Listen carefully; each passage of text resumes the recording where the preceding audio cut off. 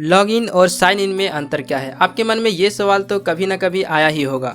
अगर नहीं आया है तो सोचिए कि लॉगिन और साइन इन में डिफरेंस क्या हो सकता है, क्योंकि कई सारे वेबसाइट में आपको लॉगिन और साइन इन करने का ऑप्शंस दिखने को मिलता है। वैसे तो इंटरनेट में कई वेबसाइट हैं जिनमें आप बिना अकाउंट बनाए एक्सेस कर सकते हैं, लेकिन कुछ वेबसाइट वैसे हैं जिनमें आपको एक अकाउंट बनाना पड़ता है, क्योंकि इन वेबसाइट में आप बिना अकाउंट के एक्सेस नहीं कर पाते हैं। तो आज के इस वीडियो में हम आपको बताने वाले हैं लॉगिन और साइन इन के बीच डिफरेंस के बारे में, ताकि आपके मन में जो भी कन्फ्यूजन्स है वो दूर हो सके।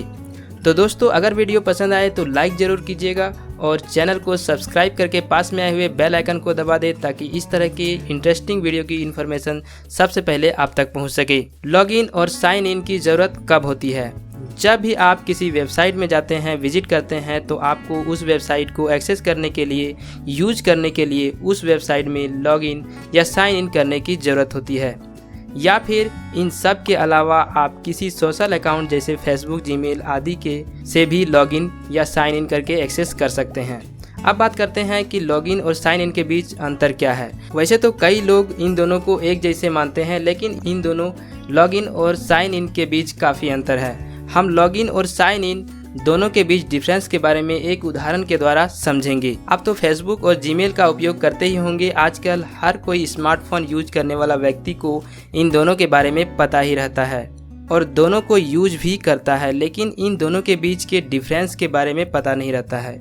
तो आपने देखा ही होगा कि जब आप फेसबुक के साइट में जाते हैं तो आपको लॉगिन का ऑप्शन दिखता है, लेकिन जब आप जीमेल के साइट पर जाते हैं तो आपको साइन इन का ऑप्शन दिखाई देता है। तो सबसे पहले हम लॉगिन के बारे में बात करते हैं। तो जब भी आप लॉगिन वाले वेबसाइट के अंदर जाते हैं, विजिट करते हैं, तो उन सभी वेबसाइट में आप जितने भी ऑप्शंस में क्लिक करते हैं, जितने भी एक्टिविटी करते हैं, वो सभी एक्टिविटी को उस वेबसाइट की सर्वर पर स्टोर होती रहती है। उदाहरण के लिए जैसे फेसबुक में जब भी आप लॉगिन करते हैं तो फेसबुक आपको ट्रैक करती है, आपकी हर एक एक्टिविटी पर नज़र रखती है कि आपने फेसबुक में कब क्या अपलोड कर रहे हैं, किसको आपने लाइक, डिसलाइक और भी कई चीज़ें जो भी आप करते हैं, वो सारी इन्फॉर्मेशन स्टोर होती रहती है।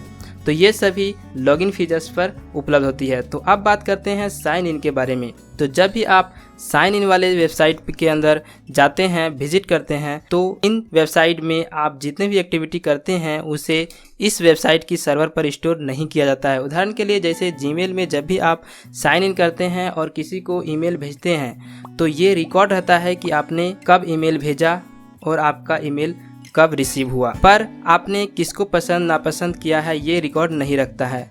अगर ईमेल में रिकॉर्ड रखा जाता तो आपको ये भी पता रहता कि आपने 1 साल पहले किस ईमेल को पढ़ा था। आजकल ज़्यादातर सोशल मीडिया साइट्स जैसे फेसबुक, ट्विटर, इंस्टाग्राम आदि में लॉगिन का इस्तेमाल करते हैं, क्योंकि इनको अपने हर यूज़र की एक्टिविटी पर नज़र रखनी होती है। और अब तो online shopping sites Flipkart, Amazon, Snapdeal भी इन फीचर्स का इस्तेमाल करने लगा है। आपने ध्यान दिया होगा कि जब आप शॉपिंग करते हैं और आप जिन जिन प्रोडक्ट्स को ज़्यादा देखते हैं, वही प्रोडक्ट्स आपको होम पेज पर उपलब्ध होता है। तो ये लॉगिन फीचर्स के कारण होता है। तो अब आपको लॉगिन और साइन इन के बीच के अंतर के बारे में अच्छे से पता चल चुका होगा। लॉगिन में आपके एक्टिविटी को स्टोर किया जाता है और साइन इन में आपकी एक्टिविटी को पूरी तरह से स्टोर नहीं किया जाता है। तो दोस्तों, आशा करता हूँ कि आपको इस वीडियो से ज़रूर कुछ सीखने समझने को मिला होगा। तो वीडियो अच्छी लगी हो तो वीडियो को लाइक ज़रूर करें और इस चैनल को सब्सक्राइब करके पास में आए हुए बेल आइकन को दबा दें, ताकि इस तरह की इंटरेस्टिंग वीडियो की लेटेस्ट इन्फॉर्मेशन सबसे पहले आप तक पहुंच सके। तो मिलते हैं अगले वीडियो में, तब तक के लिए धन्यवाद। जय हिंद, वंदे मातरम।